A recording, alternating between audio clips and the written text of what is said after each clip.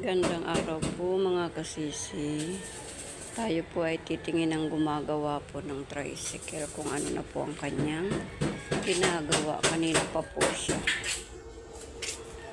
Repair po kasi wala pong pang hanap buhay. Ayan, gumagawa po ng tricycle si Palalam.